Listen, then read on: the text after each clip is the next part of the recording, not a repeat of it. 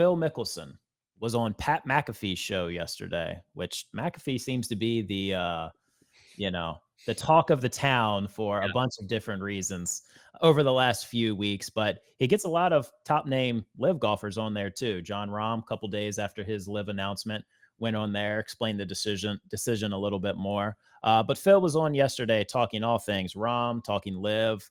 Thought he had some really interesting comments just about their business strategy, which, you take that with a grain of salt with Phil explaining that. But I wanted to toss that out with you to you guys, because one of the things that he did say is that he will not captain the 2025 Ryder Cup team because he feels like, as of right now, he's just a divisive character in the game of golf. So specifically on that, and then general overall thoughts about Phil joining Pat McAfee's show yesterday. Well, I mean, first off, he said divisive or something like that instead of divisive, which really just, You you like the know, long eye in that? yeah, yeah, Pat, I didn't like that, but yeah, go ahead, DB. I know you probably saw it. You saw it probably live because you watch every McAfee show. I did see it live. I mean, it is no. Yeah, I should preface this by saying I'm a huge McAfee stan, and I make no bones about it. I love that McAfee's into golf. I just love it. But I'll say this about Phil, the Ryder Cup captain. What would you set if you were a bookmaker taking a long future odds play at this?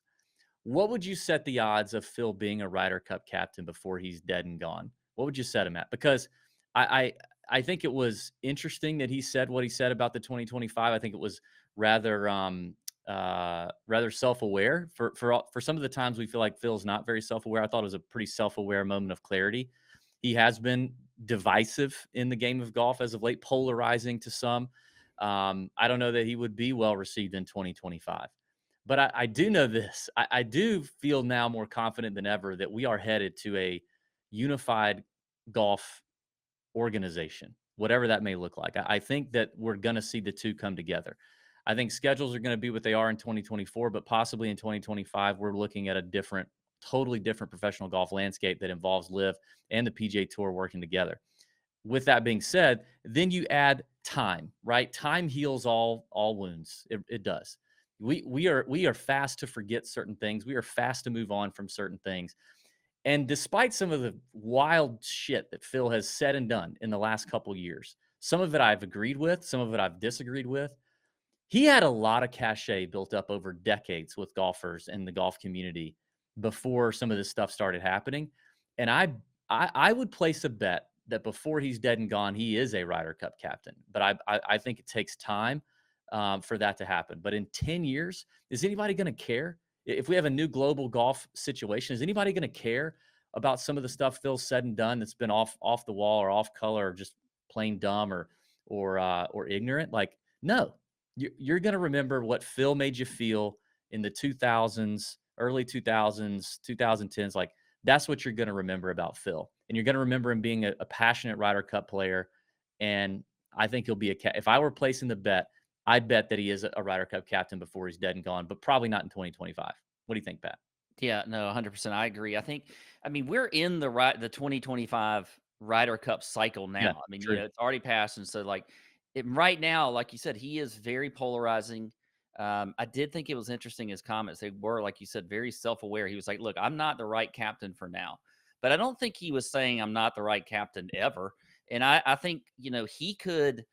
Once we get past this, if we get kind of a unified golf organization or whatever it is, and people, like you said, start to forget about all the stuff that's going on right now, I think he could actually be like the opposite of divisive, as he might say, and be a guy that can, could bring together, be it like a great captain for a team. I mean, everybody's always, the players love Phil, like, right or wrong with a lot of stuff that he does. I mean, not just the players, but fans love Phil Mickelson. They always have.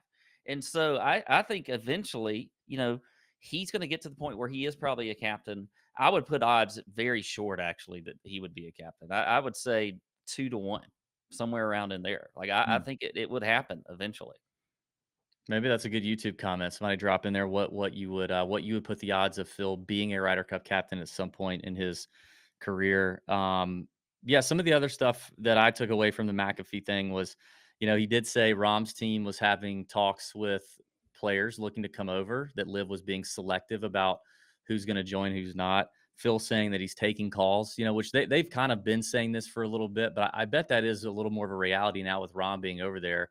I don't think Rom wants to be stuck with like Laurie Cantor and Scott Vincent on his team. I think he's going to be shopping some other new potential players to come over, and possibly looking at a trade situation into his team, which also the team name leaked. That was interesting. We could talk about that later if we want. But overall, I love McAfee having these Live guys on.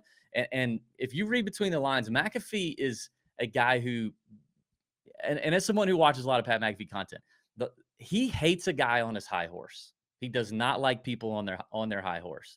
And if you read between the lines, there's been some golf commentary thrown out on his show by other guests that have been rather high horsey ish. Mm-hmm. And McAfee doesn't appreciate that. And he's always been kind of a Live guy, a disruptor, and saying like the tour has this monopoly. They don't treat their players all that well. McAfee's always been a player guy, right? In the NFL, he wants the players to be able to get theirs when they can, while they can. And he's very much going to continue to be a loud public voice in the sports media for Live, and especially to an audience that is not really a golfing audience, right? Like McAfee's audience, I know if I make an appearance on Hammer Down or Pat's show, there's a ton of comments about, God, no, I don't want to hear about golf, right? A lot of his audiences are not golf fans, but there are some who are getting into it or starting to kind of creep into it casually. And especially since Pat's got the bug, it's a really good thing for Liv to be making appearances on his show. Like that is they have a better chance of scooping up Liv fans from Pat's audience than they do of almost any other audience I could think of. Definitely not the standard PGA Tour fan. Yeah, I agree. I think that was one thing that stood out too, is like he just specifically mentioned to like how much of a fan he was of John Rahm. You could tell obviously he's a fan of Liv. Wants to go to an event. I don't think he's been to one, but I think he'll be going to one at some point, maybe even this year. But I don't think that McAfee, in my opinion, is just going to be a Liv guy. Like I think he could be both. Like I think there'll be tour players that he loves too. Like Yeah, I don't think yeah, for sure. he's all in on just Live. I think he's just all in on golf. I mean, he loves it in general, and I think he wants what we want as fans. He wants it all to be, Yeah. The best players in the world playing whatever tour it's going to be, and seeing that golf. I think that's what he wants. I think one of the barometers of that will be, and I say this in half in jest, but kind of half not. Will the players champion this year go on Pat McAfee's show? He's had the major winners on in the past. Obviously, those aren't PGA Tour events, but will he have a guy like whoever wins the players championship, whoever wins the tour championship at the end of the year, 2-3 days later, will they make an appearance on his show and kind of straddling that line as far as not necessarily choosing a side? Because I do agree with both of you. Eventually, this is just going to come to a merger ahead, and everything will, the game will have changed, but everyone will be back in one place. But yeah, I don't see him necessarily picking a side in any of the thing. He just wants what's best for the athletes, and yeah, just doing things a different way, doing things that haven't been done in the last 50, 60, 70 years, like what he's doing with media. 100%. Yeah, it'll be interesting to see what he does on the players.